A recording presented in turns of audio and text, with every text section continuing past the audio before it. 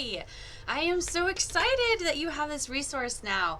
I wanted to make a short video. I mean, I hope it's going to be short. You guys all know that I like to do things longer than I thought it would take me. But I wanted to do a quick video of how this would look in therapy. So keep in mind, my original reason for making this resource is I wanted a way to use my Let's Go Camping language and listening story resource in when I go back to in person, because that's happening really soon. When I go back to in person, and I thought, hey, what if we made it so that it could be projected onto a whiteboard and then we could kind of move through the story that way. But while I was creating it, the story kind of changed a little bit in terms of the colors are different, because now I was able to use full color images instead of the black line images. So if you have my Let's Go Camping listening stories and listening and language story resource, if you have it, you can use that as a script as you move through it, or you can just have fun with it, because there's a ton of language that you could address. I will show you how else you could use it. So there's a ton of language you can address. You can make up a story, you can use the script, you can do it however you want, just have fun with it. But so you can, there's a couple ways. If you're doing teletherapy still, you could upload it as a virtual background. The only problem is in virtual backgrounds, like for example this one I have behind me, there's nothing behind me in my background right now. So watch. There's nothing there. I don't have any images there because my body is here, so everything is on the side. So when I make this image, I kept everything to the side so that there was a place for my body to be. In these images, you'll see the full pictures being used. So if you do it in a virtual background, you might block out some of the pictures. However, if you open up PowerPoint and you drop in the images onto each slide, and then you share your PowerPoint as a background, you will turn up little tiny in the corner, and then the whole screen will be full of the PowerPoint virtual background. So you could do it that way. Or you can pull up the images, just open all the images, and then you can click through the images as you screen share. So I will show you what it looks like with the images, because that's how I'm essentially going to use them. They will just be up on my whiteboard as I project them.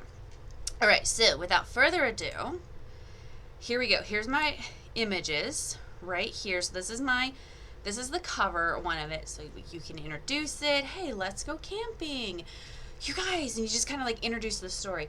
We're gonna do this really fun story where we're going to read about some kids and they go camping. Oh, have you ever been camping? And then you can kind of get that prior knowledge accessed right then and there for them. Have you ever been camping?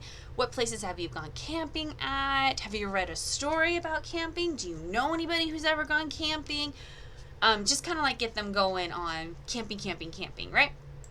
All right, so, here we have our friends. This is Mia and Rose. And Rose has never gone camping. Not ever. And so her friend Mia invited her to go on their family camp out trip. So as soon as they arrived at the campgrounds, Rose couldn't take her eyes off the beautiful pine trees. Let's count how many pine trees there are in this image. There's 1, 2, 3. I see a pine tree behind the cabin. Oh, and then there's a tent right here. I wonder who's gonna sleep in the tent. And so they set up their tent. Oh, who snuck in here? Who is hiding in that tree and looking down on our friends? That's right, it's Mr. Owl. He is up in that tree. You are so right. I wonder if there's any other animals hiding out around here. Maybe we could call for them. Help me out. Are there any more animals? Hello? Oh, I do see one more. Do you see one more? I see a raccoon, and he's hiding behind the tent. That's right, he is hiding behind the tent. You could also tie in some phonemic awareness here. Let's say all the sounds in the word tent. T, n, t. And now we just threw in some phonemic awareness as well. So where's the raccoon? Oh, he's behind the tent. That's right. Well, let's see what kind of adventures these ladies go on. Oh my goodness, what does this look like? Maybe it's a lake?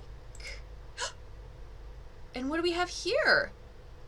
Some sort of a boat. What do you think they're gonna do with this boat? Oh, now where are the kids? They are in the boat. That is right.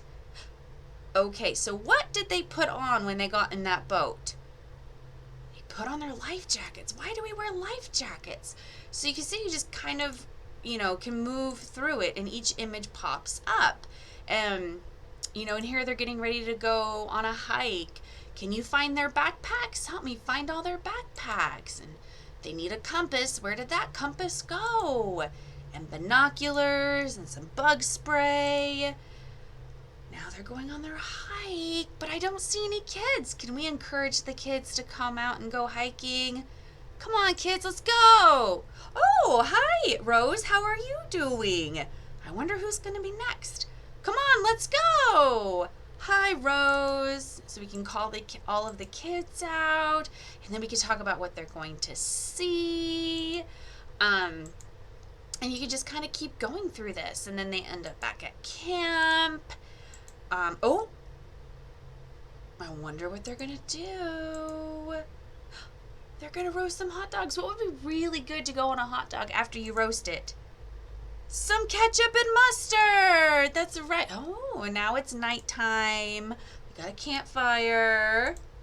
We can call the kids around to the campfire again. Oh, now Mom and Dad are here. Mom's gonna play some music.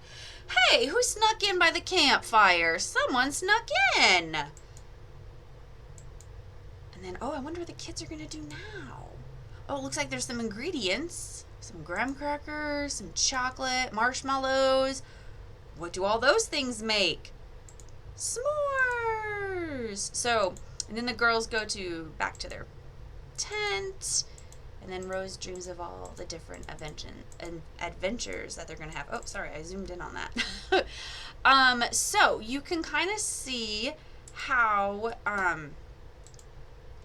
you can kind of work through the pictures and add in some language. And of course, you could add in language however it is, whatever goal that you need to address. If you're doing WH questions, go for it. If you're doing story sequencing, you can easily add that in there. If you're describing, you can describe what the kids are seeing. If you're just trying to get more language out of it, you can certainly, with the click of the button, you can get more and more language coming out of them. So yeah, so there you go. I wanted to make that, and I hope you find some use for it. Remember to tag me if you post anything about using this resource, and I hope you enjoy it. Thank you so much.